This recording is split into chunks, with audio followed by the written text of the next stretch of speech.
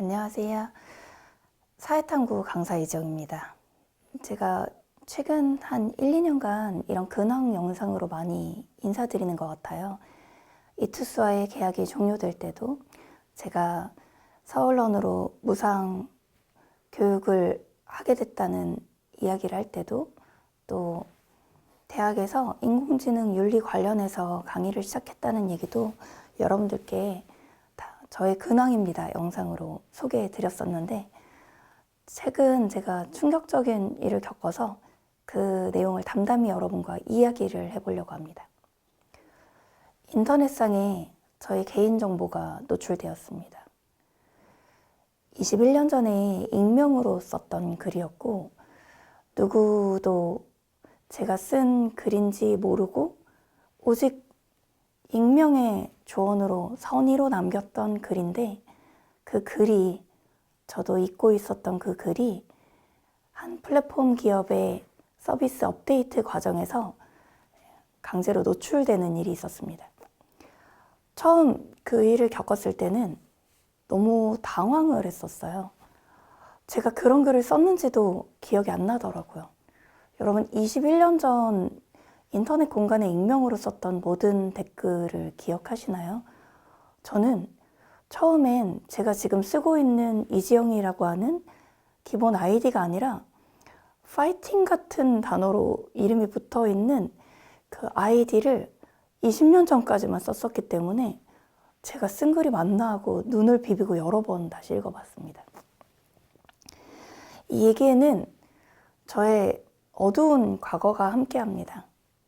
사실 강의에서 여러 번 학창시절에 죽고 싶을 만큼 힘들었다는 거, 수해로 집을 잃고 정말 아궁이에 불 때는 초가집으로 이사 가서 살았던 과정, 그 과정에서 몇 번을 세상이 나를 미워하나라는 생각에 죽어버릴까?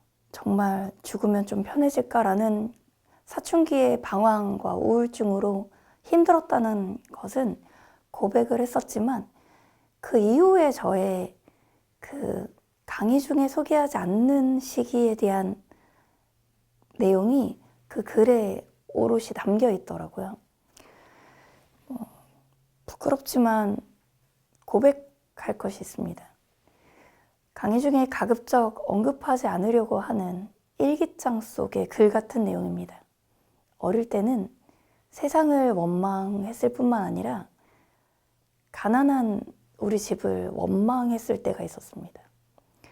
조금 더 부유한 집에서 좀 더 경제적으로 고생 없이 적어도 교복 사 입을 돈, 교과서 살 돈이라도 있는 상태에서 태어났으면 얼마나 좋았을까. 그난 문제집 하나 깨끗하게 폐유지하면서 주운 문제지가 아니라 제 이름이 써진 문제지를 주었으면 얼마나 좋았을까 라는 생각을 아니했던 건 아닙니다. 마음으로 수천 번 되뇌었습니다. 가난은 부끄러운 것이 아니라 불편한 것이라고. 하지만 그건 저를 위로하기 위한 말이었던 것 같아요. 마음에서 한 번쯤은 아주 예쁜 가방과 옷을 사주는 의리의리한, 또 깨끗한 집에 살고 있는 친구들의 부모님이 부럽지 않았던 것은 아닙니다. 그래서 어린 나이의 일기장에는 엄마 아빠와 조금은 떨어져 있고 싶다라는 부끄러운 고백도 써놨더라고요. 지금이야 너무 감사하게 똑똑하게 낳아주시고 이렇게 건강하게 낳아주신 부모님께 감사한 마음이지만, 어린 나이에 저는 그런 생각을 부끄럽게 하고 있다는 것을 이번 개인정보 유출로 저도 마주하게 되었어요. 내용은 다음과 같습니다.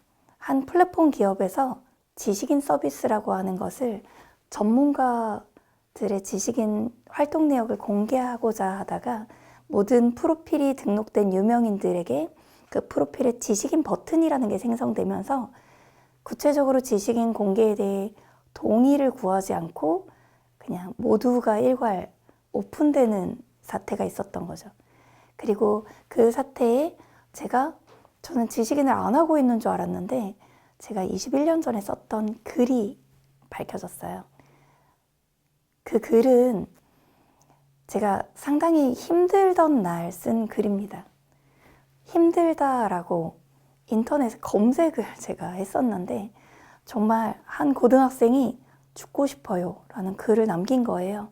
너무 가난하고 너무 가족과의 관계도 힘들고 자기가 죽으면 자기 집이 밥숟가락 하나 덜 정도로 경제적으로 조금이라도 나아지는 게 아닐지 생각하는 너무나도 먹먹하고 가슴이 아픈 글이었는데 제가 그날 너무 감정이입을 해버렸습니다. 저도 죽을 만큼 힘들었다. 죽고자 생각했던 때도 있었다. 하지만 죽고 싶다는 생각조차 내가 나를 너무 사랑해서 나의 삶에 좋은 걸 베풀어주고 싶어서 드는 생각이니까 꼭 버텨내야 된다.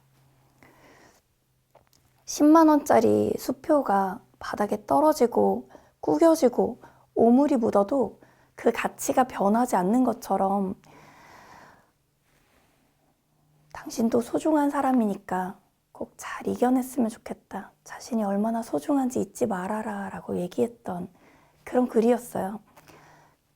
그게 공개되고 나서 마치 많은 전 국민들이 유명인들도 일반 사람이구나, 생각보다 보이지 않는 데서 훈훈한 미담을 남겼구나 라고 좋게 봐주시는 분들도 계셨고요. 동시에 나는 20년 전에 무슨 글을 익명으로 썼었지? 만약 이게 공개됐다면 어떤 대참사였지를 자기 검열해보는 공포의 시간들을 보낸 국민분들도 계시더라고요. 다들 네이버 지식인 공개로 인한 훈훈한 미담으로 저의 사건을 50여 개가 넘는 기사에서 언급을 해주셔서 안도의 마음과 감사한 마음도 있었고요. 동시에 상당히 걱정되는 일도 있었습니다. 그 글을 남겨줬던 그 여고생, 지금은 건장한 성인이 되어 어른이 되었을 텐데 그때의 위로로 잘 살고 있을지 너무 궁금하더라고요. 그 학생이 너무 보고 싶다, 만나면 맛있는 밥을 사주고 싶다라고 공지를 했는데 아직 답장이 오지 않았습니다. 그 글을 남겨준 학생의 아이디를 클릭해보니 존재하지 않는 이용자입니다라는 글이 뜨더라고요. 혹시 그 우울이 그 학생의 삶을 너무 많이 잠식해버린 건 아닌가 하는 두려움이 들었어요. 이 영상을 찍게 된 이유이기도 합니다. 그 글을 남겨줬던 학생, 본인의 글이라는 걸 알고 있다면 만나고 싶습니다. 이유가 있어요. 제가 그 힘내라는 글을 쓰면서 익명의 공간 속에 그 학생에게 위로를 전했을 뿐만 아니라 제가 살 힘을 얻었다는 얘기를 해주고 싶어서요. 누군가한테 잘 살아야 된다, 버텨야 된다라고 하는 말이 사실은 저한테 하는 말이기도 했거든요. 그 후로 저는 누군가 저처럼 힘들었던 사람을 돕고 싶다는 생각을 하면서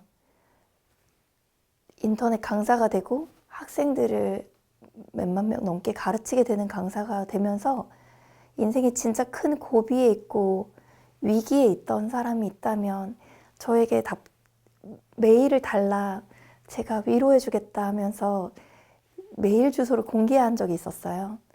정말 많은 학생이 정말 힘든 일들로 고통받고 있다는 걸 알게 됐고 하루에도 30통이 넘게 새벽 4시까지 밤을 새가면서 지금까지 3만 통이 넘는 답장을 제가 보이지 않는 공간에서 학생들을 위로하며 해왔습니다.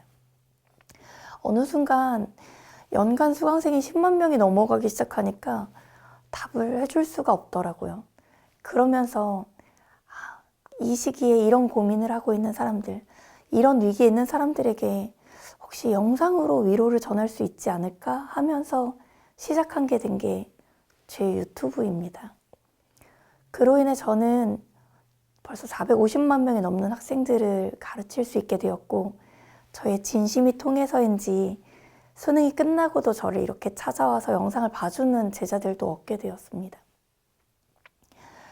그리고 저도 이렇게 잘 버티고 살아내서 이제 더 따뜻함을 나눌 수 있는 사람이 되었고요.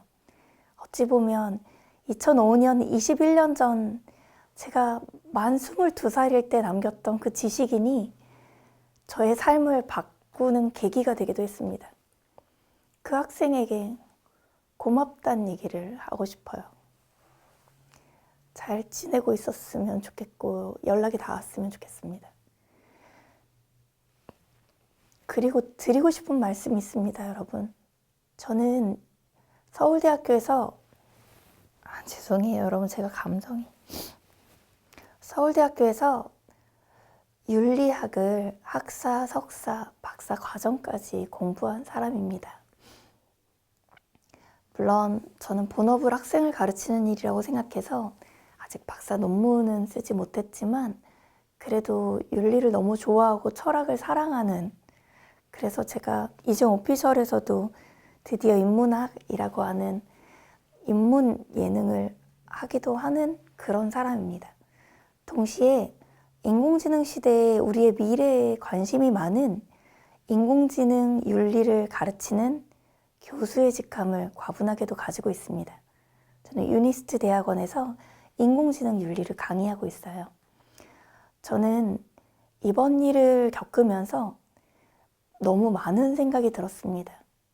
지금은 거대 플랫폼이 실수라는 이름으로 이렇게 사람들의 과거 행적을 실수로 오픈하고 빨리 하루 만에 닫고 공개 사과를 하는 일이 있었지만, 앞으로는 인공지능 시대가 될 텐데, 강인공지능, AGI의 시대가 될 수도 있는데, 그 플랫폼을 관리하는 인력이 인간이 아니라 인공지능이나 휴머노이드 로봇이 될 시대가 될 텐데, 그때 여러분들이 20년 전 비공개로 일기장에 쓴 것 같은 글이 혹시라도 강제로 오픈될 수 있다면 우리 진짜 무서운 파놉티콘의 전자감시의 시대를 살게 될 것 같은 두려움, 그런 두려움이 들었습니다. 조지 오웰의 소설 1984의 빅브라더, 우리는 그런 시대를 맞이하게 된 것은 아닐까요? 여러분들은 이번 거대 플랫폼의 익명의 정보 노출 사건을 접하시면서 어떤 생각이 드셨나요?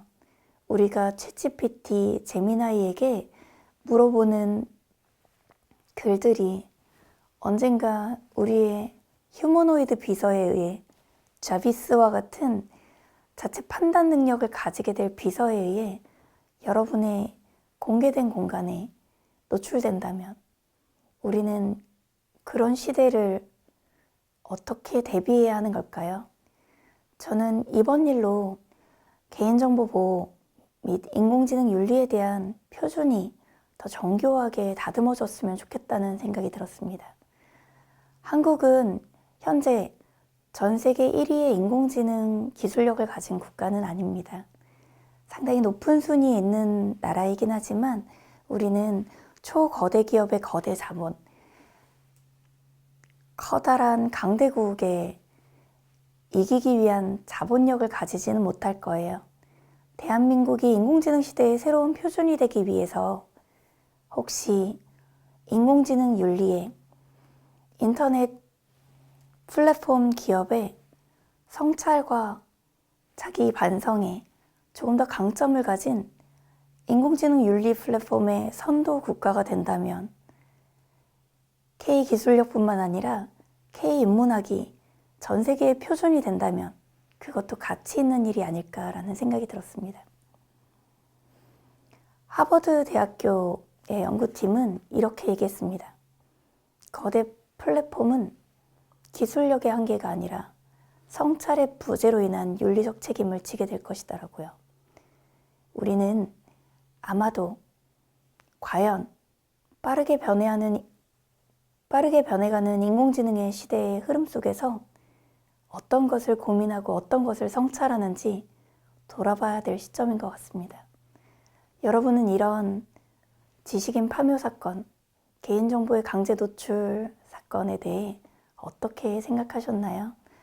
여러분들 스스로는 과거의 익명의 글들이 인공지능 또는 거대 플랫폼의 기술자들에게는 익명이 아닌 상황에서 어떤 대비를 하고 계신가요? 여러분들이 느끼셨던 감정, 그리고 변화의 방향에 대해 댓글로 조언을 주시면 좋겠습니다. 제가 인공지능 대학원에서 학생들에게 인공지능 윤리를 강의할 때, 그리고 앞으로 공론화를 통해 많은 사람들에게 K 기술력이 윤리적 전 세계의 선두주자가 될 수 있는 길을 열어가는데 힘을 보탤 수 있다면 여러분들의 귀한 의견을 반영하도록 하겠습니다. 제 영상을 봐주셔서 감사하고 제가 21년 전 익명으로 남겼던 글의 전문을 옆에 남겨드리도록 하겠습니다. 그 글을 읽고 위로받으시는 분도 있으셨으면 좋겠어요. 여러분, 앞으로 구독하고 저의 행보를 잘 지켜봐 주세요.